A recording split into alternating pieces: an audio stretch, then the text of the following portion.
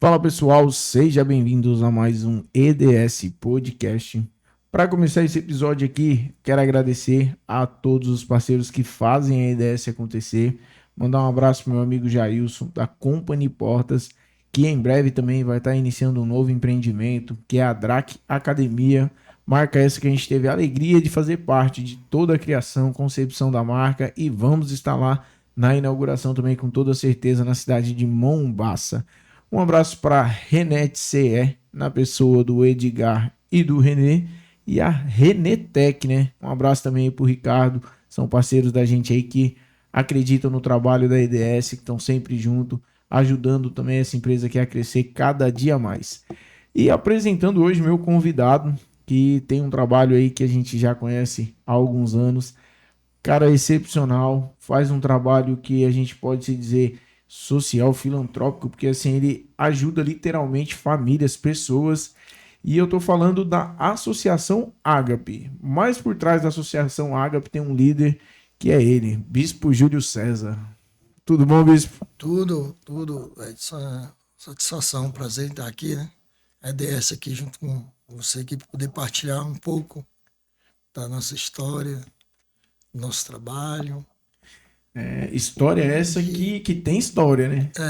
Hoje a gente restaura vidas, né? Recicla, através da palavra de Deus, a gente recicla, pega vidas que estão excluídas, pessoas que estão desacreditada pela sociedade, pelas pessoas, muitas vezes pela ciência, pela medicina, e a gente crê que com o poder da palavra, da fé, da palavra, né, o poder superior, e essas pessoas são transformadas.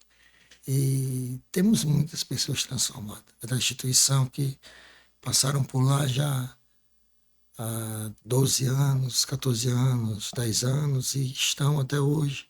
Alguns na igreja, casado, com a família restaurada, trabalhando, outros pastores, missionários, fazendo a obra.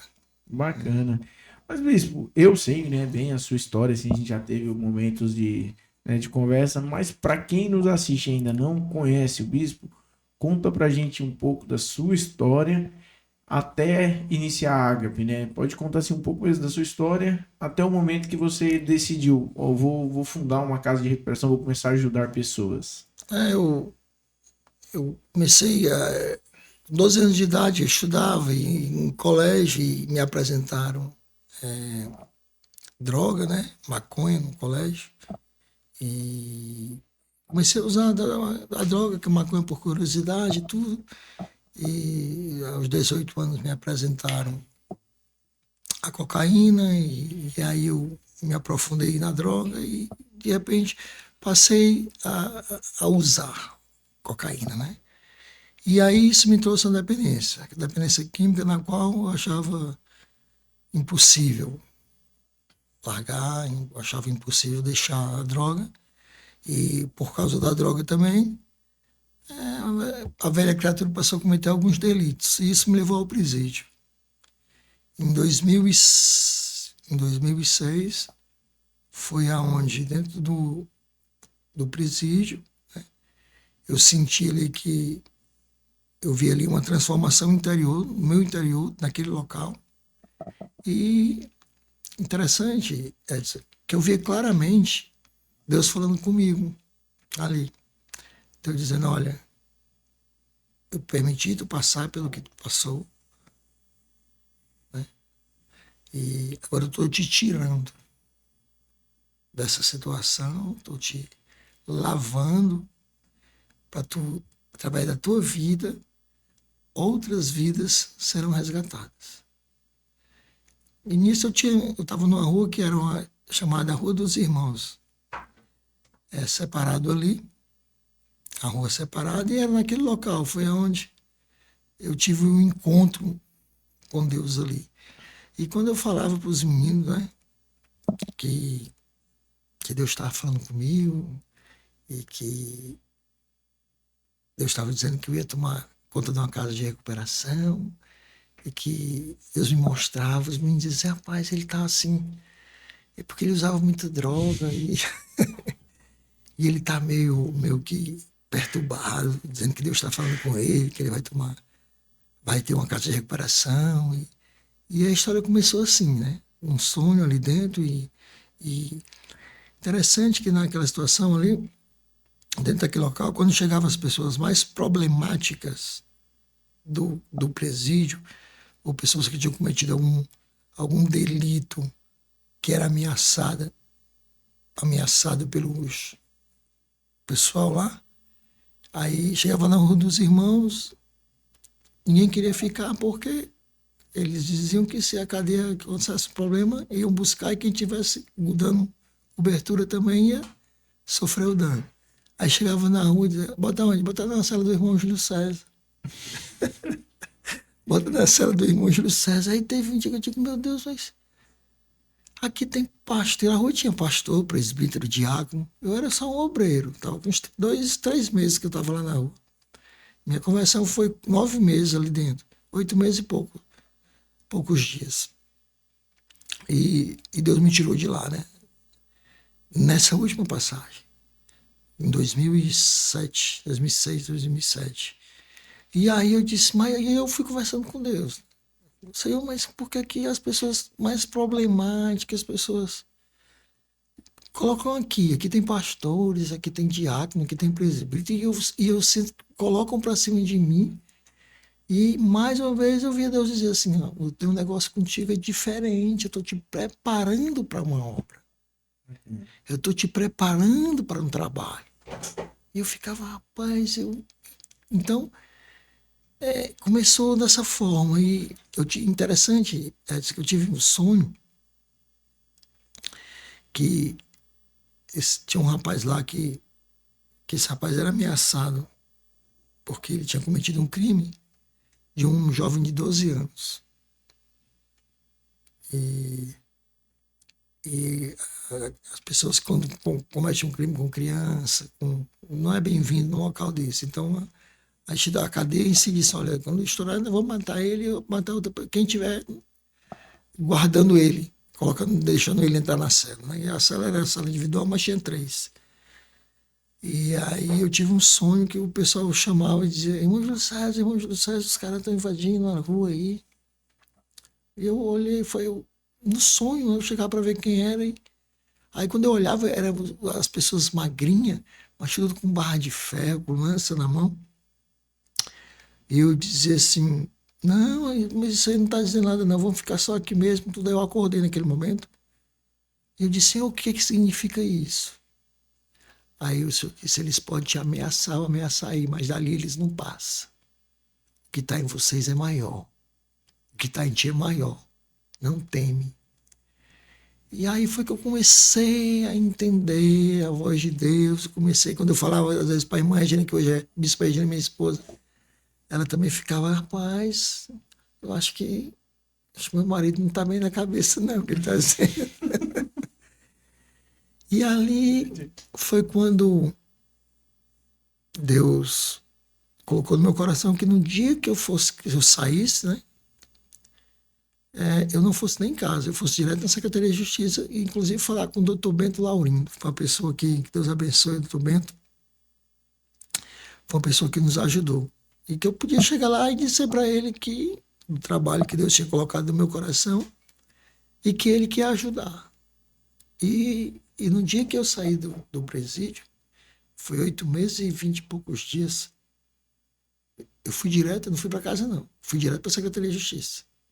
Aí chegou lá, fui falar com o doutor Bento. E a Regina, a gente se encontrou lá. Aí ele disse que me deixou esperando assim umas 2, 3 horas no sofá e ele me olhando pela cama.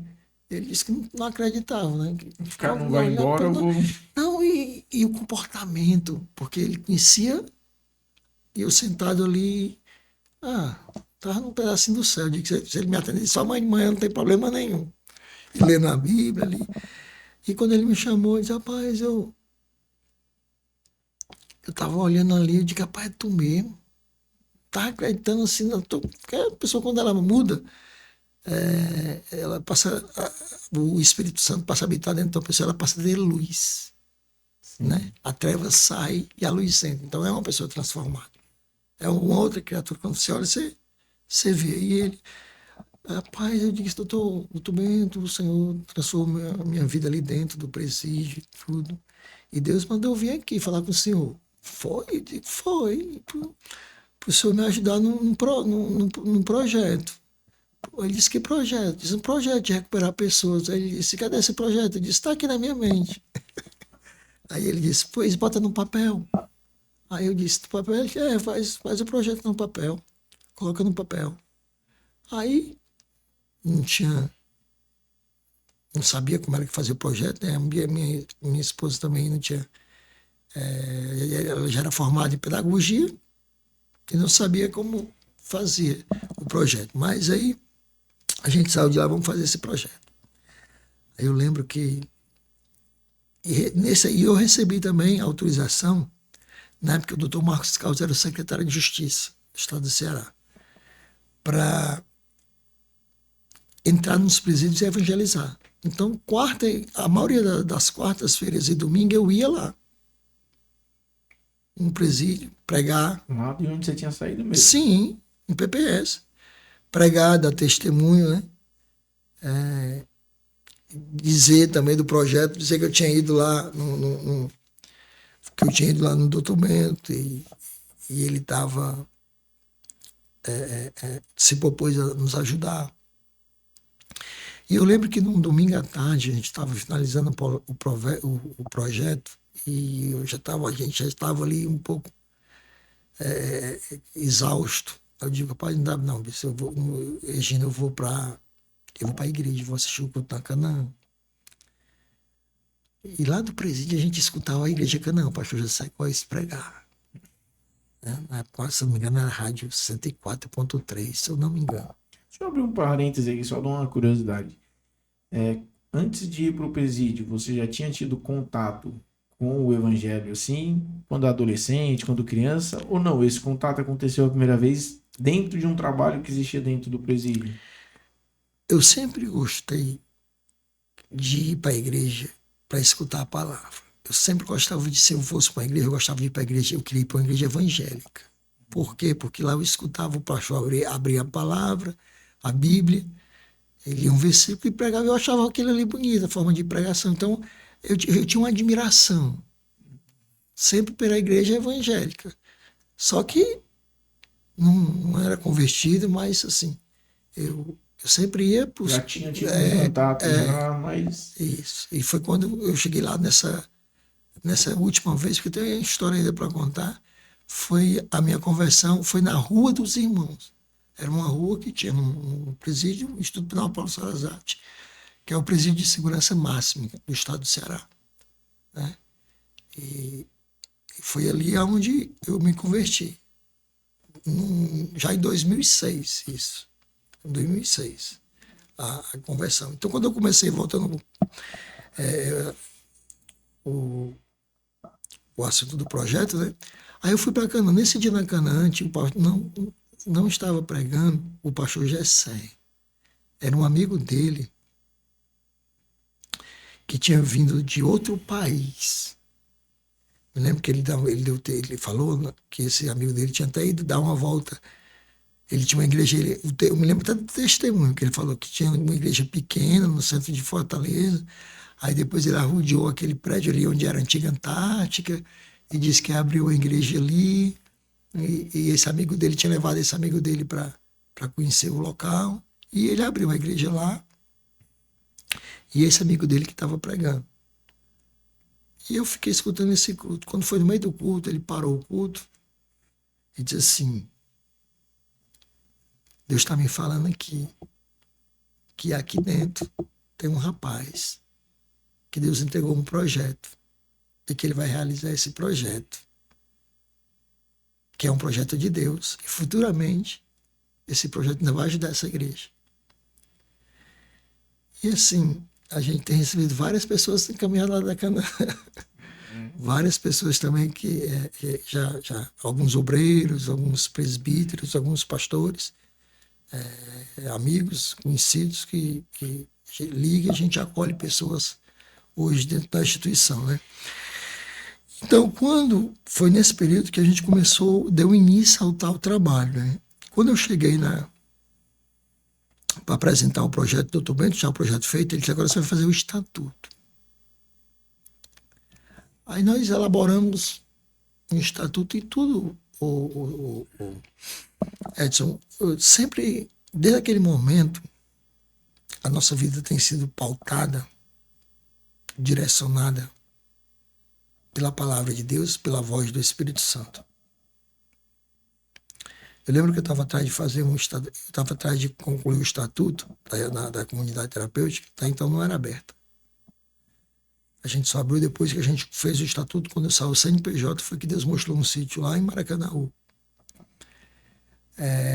Eu estava lá no Montese, numa loja, para fazer umas cópias de uns documentos, e aquela voz no meu interior, assim, atrás de um contador, que a gente precisava de um contador. Só que a gente não tinha contador, não tinha conhecimento com ninguém, praticamente. Aí pergunta essa mulher se ela conhece o contador. Aí eu olhava para a mulher e dizia: mas eu não conheço nem essa mulher. E aquela voz pergunta essa mulher se ela conhece o contador. E a mulher estava no caixa. Aí foi quando eu cheguei para a senhora e disse: ei, minha senhora, a senhora conhece algum contador? Ela olhou para mim e disse: meu marido é contador. Aí eu disse: como é que eu falo com seu marido? Ela disse: espera um pouquinho que ele está chegando. Acredito que foi contador nosso, seu Marcos. Foi contador da instituição mais de 5 anos. Inclusive, ele era contador na época da Igreja Católica da Parangaba. Deus possa abençoar.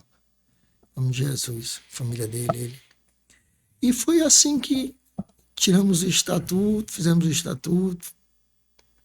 E Deus mostrou um sítio ali em Maracanaú e a gente começou o trabalho em resgatar vidas, né? Em trazer pessoas para instituições. Eu comecei as pessoas que existiam próximas a mim, a gente começou a trazer pessoas para recuperação, para restauração. Pessoas que eu conhecia desacreditadas, eu fui trazendo. De acordo com aquela palavra do Senhor, né? Vinde a mim, todos vocês que estão cansados e sobrecarregados. E muitos conheciam a velha criatura, conheceu a nova e conheceu o meu testemunho e começou a obra. Isso foi em 2007, né?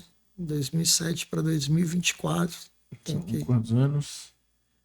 Em julho agora vai fazer o quê? 18? 18. 17, 18. 17 anos. 17 anos. Agora uma pergunta. Com 17 anos, hoje eu acredito que todo operacional, tudo aconteça bem mais tranquilo. Mas no começo, qual foram os desafios de lidar com essas pessoas que vinham se internar, que vinham se tratar? Quais foram ali os primeiros desafios enfrentados pela sua equipe, né? Que também você não começou sozinho, você já teve que montar uma equipe aí para trabalhar, como é que foi? Era eu e minha esposa.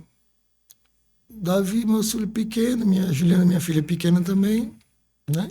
E a gente tinha uma casa lá num parque, na Messejana, no Conjunto Guajuru, que era uma casa que minha tia tinha dado a gente. E a gente tinha vendido essa casa, aí tinha comprado um carrinho para rodar, e a gente conseguiu alugar um sítio que Deus mostrou a gente lá em Maracanaú. Eu lembro que eu cheguei para o cidadão e disse: eu só quero, sei que eu sou dono daquele sítio ali, interessante, que eu achava que ia começar o trabalho ali no Pan-Americano. E eu ia lá na Manari, e o Espírito Santo disse: dobra aqui que tu vai encontrar um sítio aqui perto. Aí ia um rapaz comigo, eu disse: rapaz, Deus está mandando dobrar e quer mostrar um sítio aqui perto.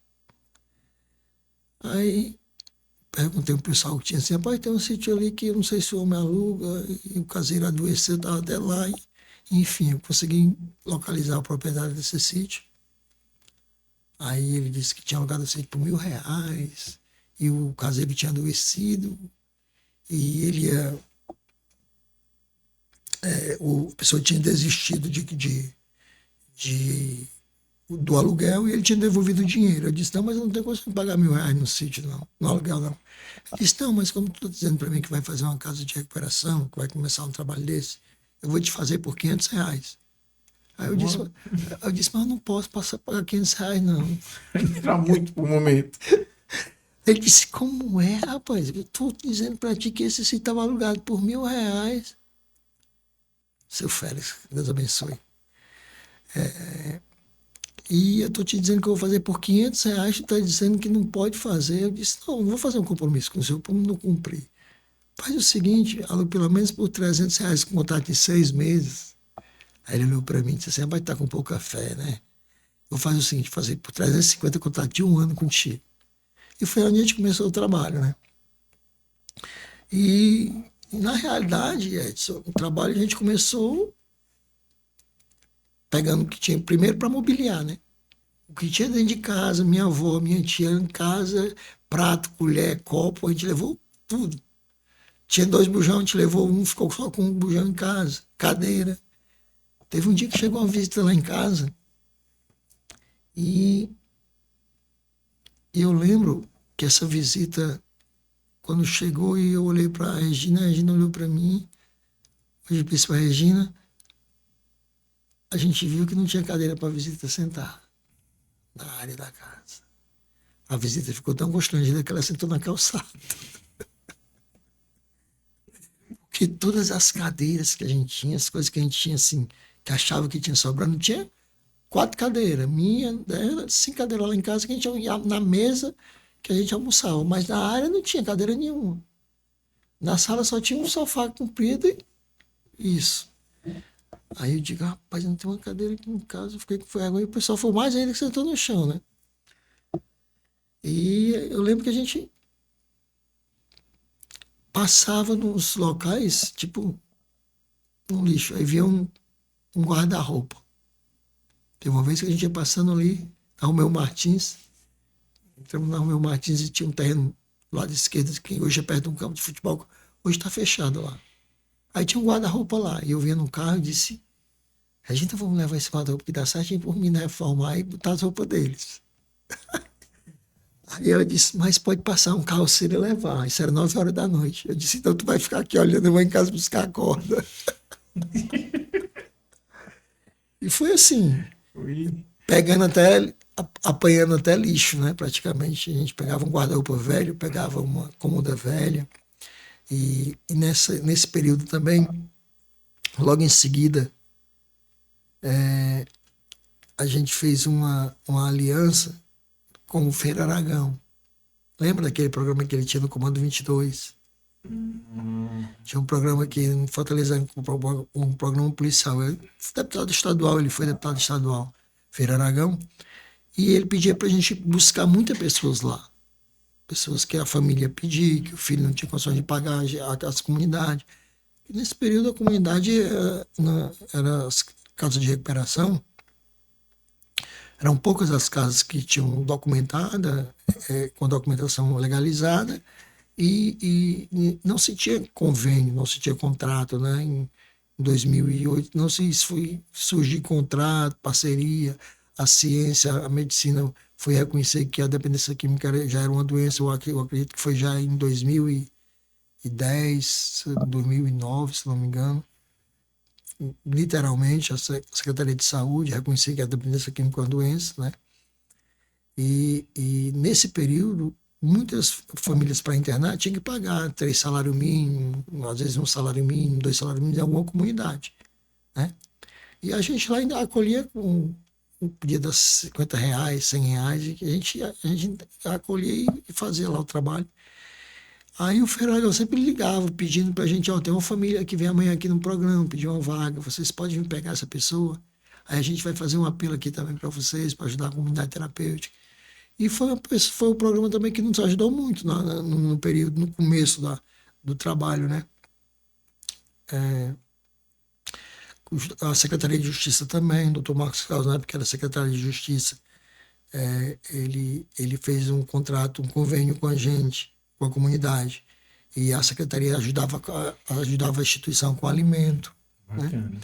E eu lembro assim que quando eu fui passar uma vez o cartão do dinheiro da casa que a gente tinha vendido só tinha R$100 e poucos. Porque eu disse assim, Regina, tá faltando feijão. Ela tira do dinheiro, compra.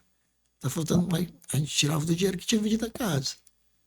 E eu lembro que uma vez eu passei o cartão de que o dinheiro acabou, mas Deus nunca deixou faltar nada. Amém.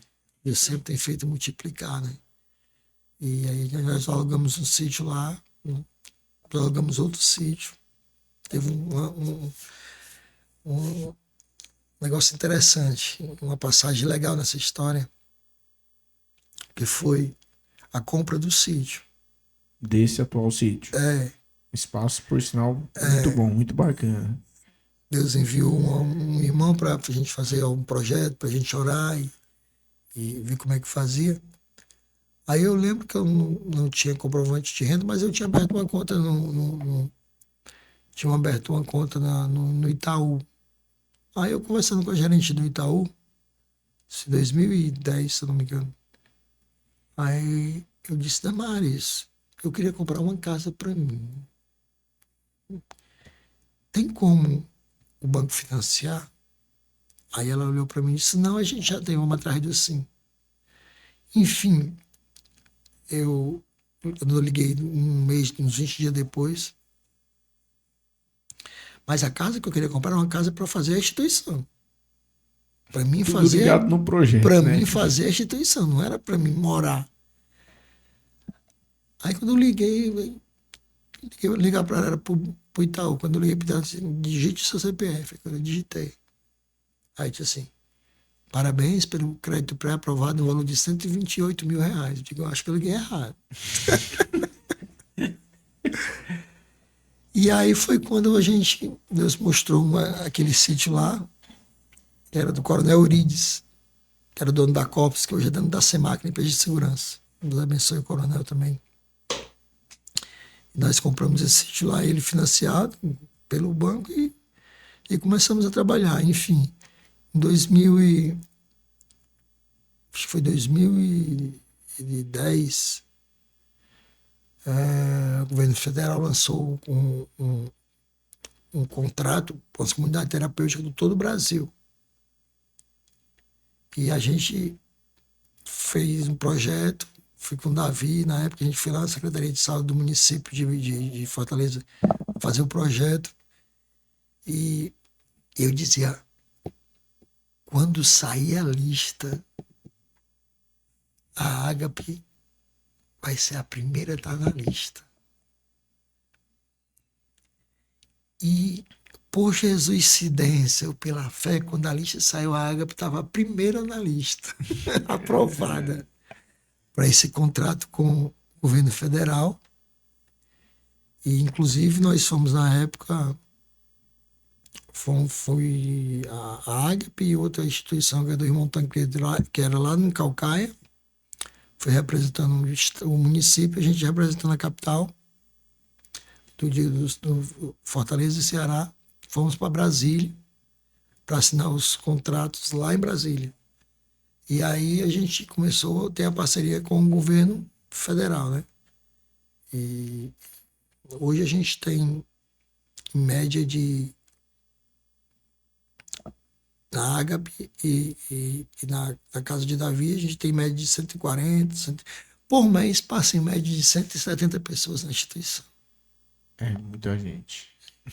Por mês passa. Hoje tem um critério, graças a Deus, tem. Fala um pouco até dessa abordagem, como que é hoje, né? Que vocês usam de Pra abordagem acolhimento, né? para acolhimento. Qual é a exigência do governo? O governo ele exige que a pessoa ela seja maior de 18 anos. É um acolhimento voluntário, não é involuntário, certo? Não, lá não é clínica, lá é uma comunidade terapêutica. É um espaço que proporciona a desintoxicação. Então a pessoa ela tem que ter a consciência do que está fazendo, né? do que quer, e ela vai com o encaminhamento médico para a instituição e a documentação, identidade e CPF. Se ela não tiver o documento de identificação, a gente também pode acolher e a gente tem 30 dias aí para providenciar certidão, providenciar o, a identidade da pessoa e tirar a documentação, mas a gente acolhe, temos como acolher pelo governo federal. Então hoje a gente, graças a Deus, temos alcançado muitas vidas. Temos alcançado muitas vidas e muitas vidas têm sido transformadas nesse trabalho, né? Hoje a gente tem uma equipe lá, tem assistente social, mesmo, formado em serviço social, em pedagogia, né?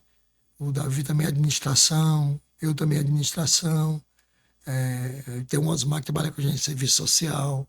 Bacana. Então a gente tem uma equipe, não que o governo exige isso, o governo ele faz questão que a gente alcance, faça parte da rede, né?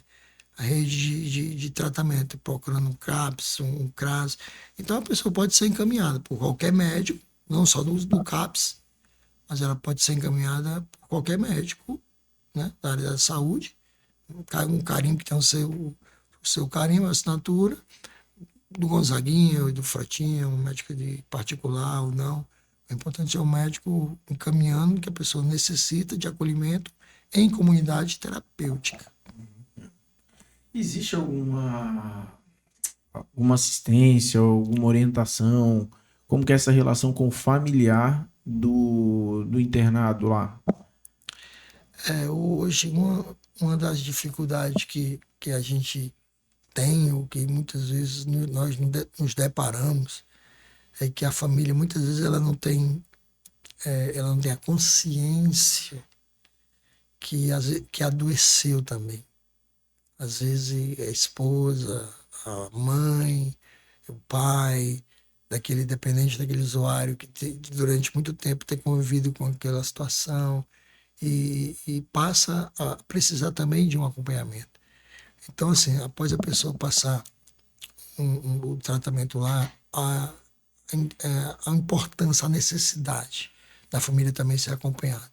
Entendeu? Inclusive de ser instruída também, a procurar um grupo de autoajuda. Inclusive, é uma das coisas que o usuário ele tem que. E nós passamos isso, né? Ele tem que ter a consciência do local de convivência. Muitas vezes ele não deve voltar para o local que ele saiu. Entendeu? Porque ali é um local onde tem um círculo de amizade, de convívio, né? Que levava ele, que queira ou que não queira, que influenciar, que tem uma influência, né? Porque as pessoas que a gente convive, ela causa influência na nossa vida. Total. Então, eu falo muito a escolha, as pessoas com que você tem relacionamento. Porque as pessoas mais próximas da gente, elas podem nos influenciar como elas nos influenciam. Ou seja, para o lado positivo ou para o lado negativo. E que realmente às vezes está dentro de casa, né? Às vezes o cara pode estar se tratando, mas a mulher não tem essa consciência dentro de casa. Quando o cara volta, a própria esposa se torna Uma codependente.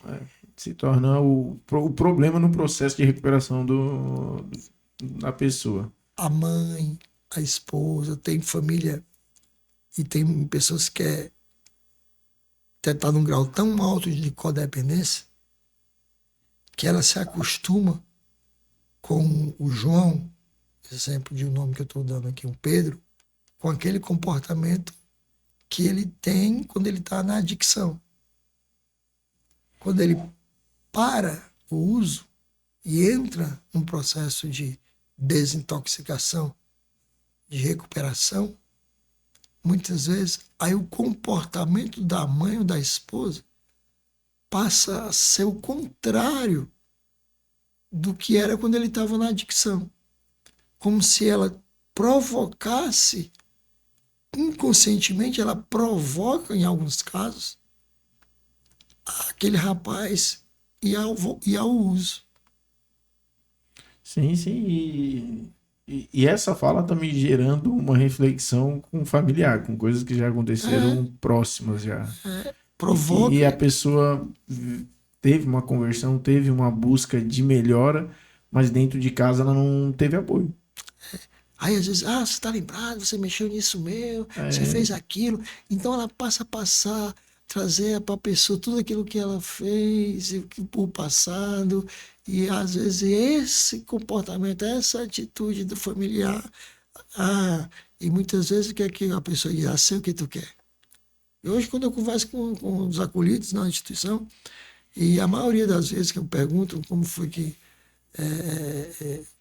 levou ele a voltar ao uso, e muitas vezes eles falam qual foi o relacionamento com a mãe, ou com o irmão, ou com algum familiar dentro de casa.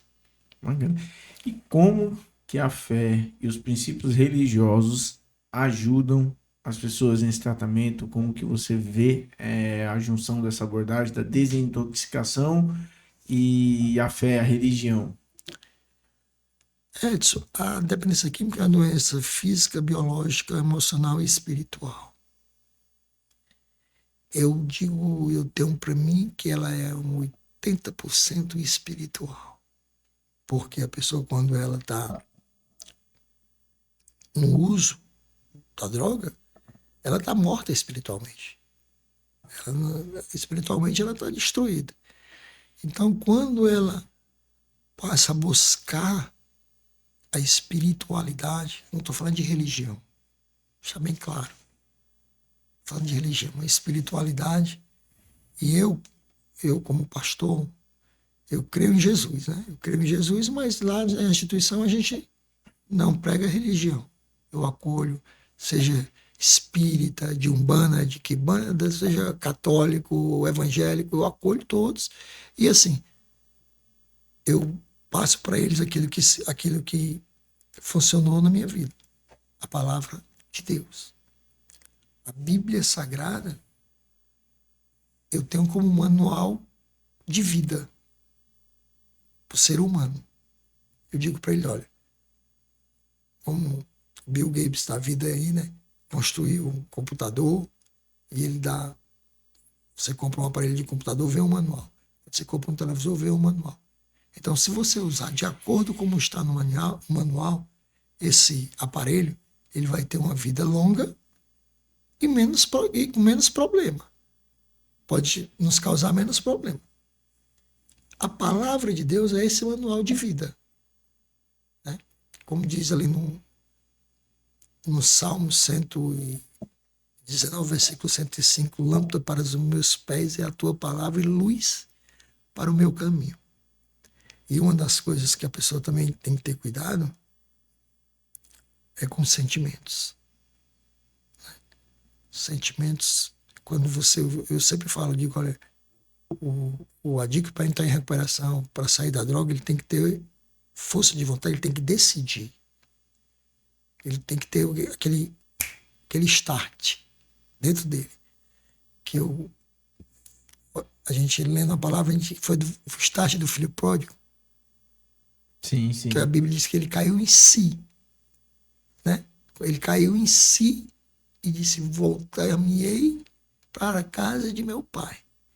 Então, esse caiu em si, a psicologia chama de insight. Né?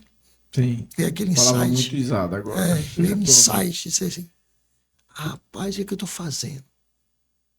Preciso mudar. Eu preciso mudar o meu comportamento, mudar a minha atitude, e para mim entrar em recuperação, para mim ter um futuro.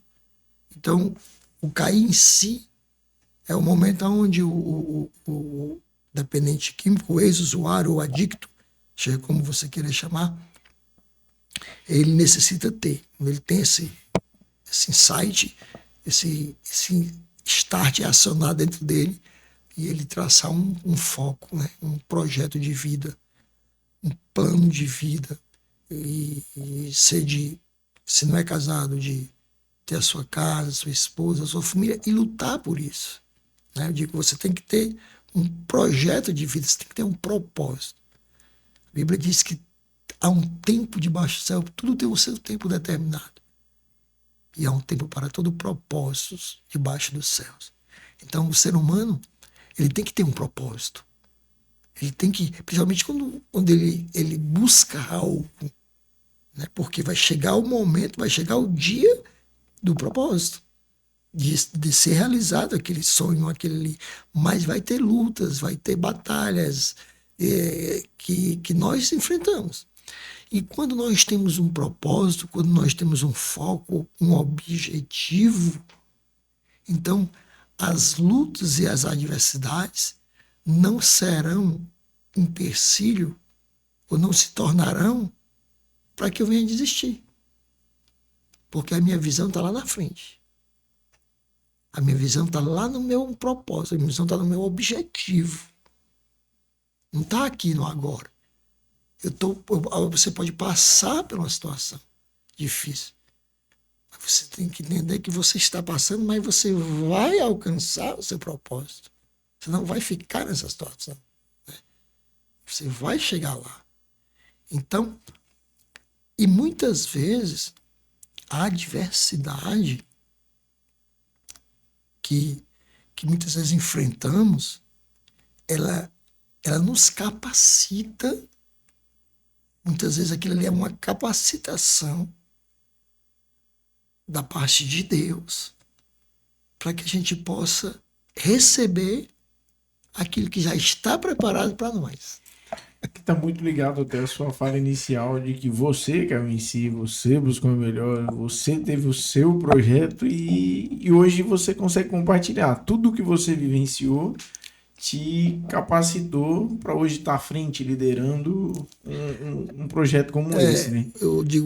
Hoje eu penso assim, Você foi moldado mesmo para... Deus permitiu, aos 21 anos de idade, eu ir para um presídio com 21 anos de idade e passar por esse processo de ver o outro lado, né? Passar por esse processo de ver o submundo das drogas, o submundo do crime, vamos dizer dessa forma, viver aquilo ali. E Deus, quando foi com 21 anos de idade, estava no presídio, segurança máxima.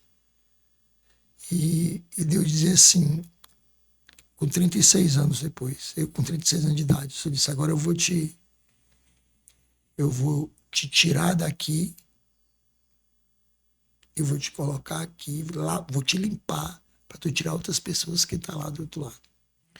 E isso faz com que você tenha uma relação melhor com essas pessoas, não é? Porque se você pega um indivíduo desse e apresenta qualquer pessoa na sociedade, o olhar preconceituoso, de julgamento, sim, ele é muito grande. Quando chega lá, até porque você tem casos lá de pessoas que eram internos e hoje trabalham lá. Essas pessoas que estão ali como liderança para acolher, não tem essa visão, não tem esse olhar, né? Tem já um preparo para receber e quebrar essa barreira dessa aproximação. Às vezes, quando eu vou acolher, eu já fiz vários acolhimentos, assim, entrevista na hora do acolhimento, já me deparei com mãe chorando, não tem mais jeito, pastor, bispo, ele já usou droga, já vendeu tudo dentro de casa. Eu disse assim, mãe, deixa eu fazer uma pergunta assim, ó. Seu filho já cometeu crime? Não. Seu filho foi pra cadeia? Não. Seu filho já puxou cadeia? Não. Eu disse, então já aconteceu tudo isso comigo e teve para mim, por que não tem pro teu? Tem, sim, tem jeito sim. Porque Deus me tirou de lá para isso e vai tirar o seu também, creia. Então, assim, muitos momentos eu vejo, porque o trabalhar de Deus é diferente do ser humano. E a comunidade Ágape, Edson, a Ágape, ela não foi fundada pelo meu achismo, não da bispa, ao contrário disso, ela nem acreditava, nem pela vontade do homem, mas foi um direcionamento do Senhor. É tanto que muitas vezes eu estou orando, eu ministro uma palavra, e quando eu termino de orar, faço o apelo, aí eu digo, agora é a vez do Senhor. Eu digo, Senhor, tu nos deu esse espaço físico, isso era só um sonho, para muitos era impossível. E hoje está aqui os teus filhos, que o Senhor mandou para cá, eu creio, que a família trouxe, usou, ou a mãe, ou o pai, ou o tio. E eu fiz a minha parte agora de pregar. Agora peço que o Senhor venha fazer a sua. Transforma o coração, transforma a mente, muda essa pessoa. Porque eu só vou até aqui. Para mim só dá até aqui. Agora, a transformação, a conversão, para convencer essa pessoa do comportamento, de um novo comportamento, de uma nova atitude, de um novo nascimento, só o Senhor. Né? E na palavra do Senhor diz ali em Ezequiel, que ele disse que vai tirar o coração de pedra e vai pôr o coração de carne. Aí eu vou para dentro da palavra. O Senhor disse que vai fazer isso. O Senhor disse que vai colocar o seu espírito dentro de cada um e vai imprimir as leis no interior e escrever na tábua do coração. Então agora faz isso na vida desses homens. E temos visto muitos, graças a Deus, para a glória de Deus, muitas pessoas que entraram em recuperação e estão bem. Que entenderam a recuperação. Lembro de um caso de um rapaz para mim. Deus abençoe ele. Não lembro do nome. Ele chegou para mim com 9 meses. Aí disse assim: bispo, eu queria agradecer, conversei com o meu pastor antes de vir para cá, e eu disse a ele que ia passar 9 meses aqui, e eu estou fazendo 9 meses hoje. Eu queria agradecer ao Senhor, que eu estou bem, graças a Deus. Abaixo de Deus foi o Senhor que me ajudou, meu pastor que me trouxe para cá, e eu estou indo ajudar o pastor lá na igreja. Aí eu disse: irmão, mas o irmão está bem? Tô, bicho. Ele disse: tu tem certeza que tu tá bem, irmão? Tô bem. Eu disse: nada te abala? Ele disse: não, tô firme. Eu disse: tu tá firme mesmo? Ele disse: tô. Aí eu disse: nada te abala, irmão? Ele disse: nada. Eu disse: depois passa mais 3 meses. Aí ele olhou para mim e disse: parou. Eu vou passar. Esse irmão, ele já... a última vez estava com... Eu acho que está com 7, 8 anos que esse irmão está bem, viu? Passou por um processo, perdeu na pandemia, perdeu o pai, perdeu a noiva, estava com tudo já pronto para casar, mas como ele tinha feito um tratamento, um processo enraizado, firmado, eu creio que determinado e firmado na rocha, ele se manteve em pé. Que a pancada foi grande. Ele Deus abençoe, se manteve, porque ele tinha todo argumento, né, para usar, para querer assim. Pode dizer que tinha uma recaída. Por que foi, né? Mas graças a Deus ele... O bispo já falou para mim algumas vezes que tem essa política de... o cara tá lá interno, se ele acordou de manhã e falou que quer ir embora, ninguém segura as portas. A porta deixa o cara aí. Isso acontece com frequência, essas recaídas? Vocês conseguem tratar isso muito bem lá? Como que é essa relação com o momento que a pessoa diz que quer sair? Comunidade terapêutica é uma casa de acolhimento para dependentes de álcool e drogas, né? Como eu já falei. E a gente é um tratamento voluntário, um acolhimento voluntário. Então, quando o acolhido diz que quer ir embora, a gente procura conversar. Tem um rapaz que trabalha comigo que é assistente social, tem minha esposa, tem um psicólogo lá também. E a gente procura orientar. Mas, Edson, se ele realmente não quiser ficar, a gente não pode segurar, não pode impedir dele ir. Aí, não, você quer ir, irmão? E vai, e pode prender, né? Até seria cárcere privado. Sim. E é isso. E quais os projetos da HP aí para expansão do trabalho, para acolher mais pessoas? Como que tá o projeto HP aí para o futuro? A gente tem um desafio aí de trabalhar também com as famílias, né? E a reinserção social, onde a gente já ofereceu cursos dentro das instituições de refrigeração, de mecânico de moto, de eletricista, né? Para reinserir essa pessoa na sociedade, ele muitas vezes com a profissão. E muitas das vezes, muitos que tem lá, eles têm a sua profissão também. São pessoas que são capazes, são profissionais de alguma área, né?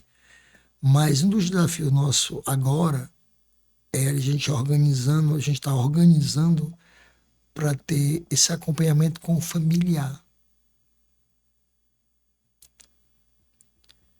2 vezes, talvez 3 meses, e ter isso, e se for o caso, indo até na casa do familiar. Que isso é importante. Agora a gente precisa, para tudo que a gente vai fazer, a gente precisa de apoio, a gente precisa de recursos, porque você sabe que não se faz nada sem isso. Então a gente está buscando, né, esse apoio para que a gente possa desenvolver esse trabalho. Bacana.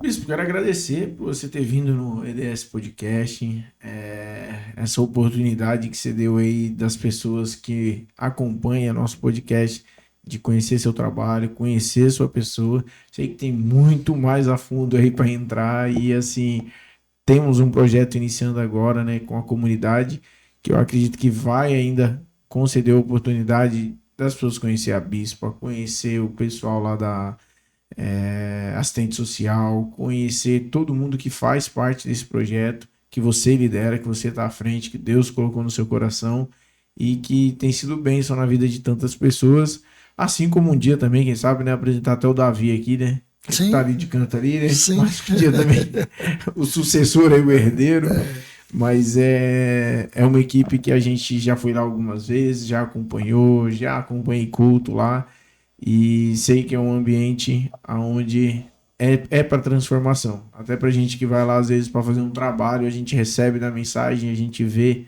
famílias ali, experiências que eu tive lá de ir num dia que tava tendo visita e eu ver a família ali levando um lanche pro acolhido e aquele momento sentado, o filho indo ali dando um abraço. Cara, ó, até me arrepia. Se a pessoa vê isso e ela não se sensibilizar, é porque tá morta espiritualmente mesmo.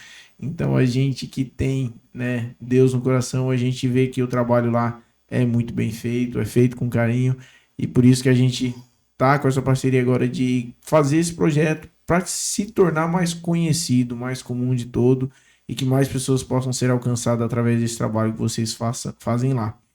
E quero abrir agora o espaço para você deixar uma mensagem, olhando para aquela câmera ali assim, ó. Grava aquela mensagem para as famílias que tem uma pessoa que estão nessa situação, uma esposa, uma mãe, e qual é a mensagem que o bispo deixa para essas pessoas? Para essas Amém. pessoas. Amém. Agradecendo aqui também a você pela oportunidade.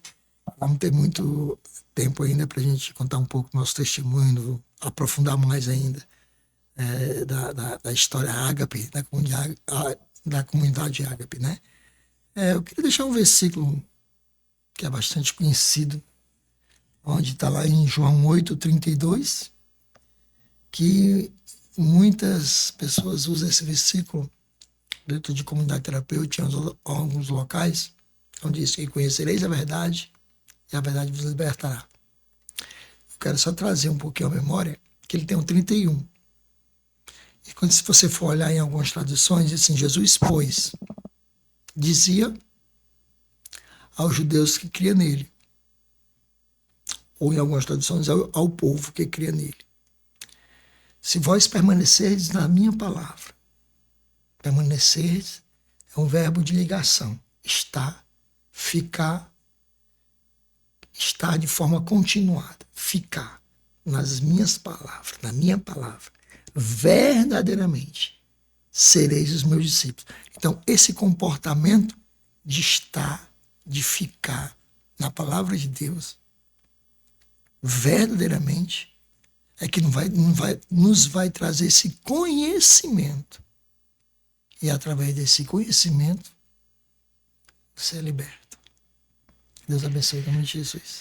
Glória a Deus. Fique então com essa mensagem e se inscreva no canal, continue acompanhando aí o EDS Podcast. Valeu!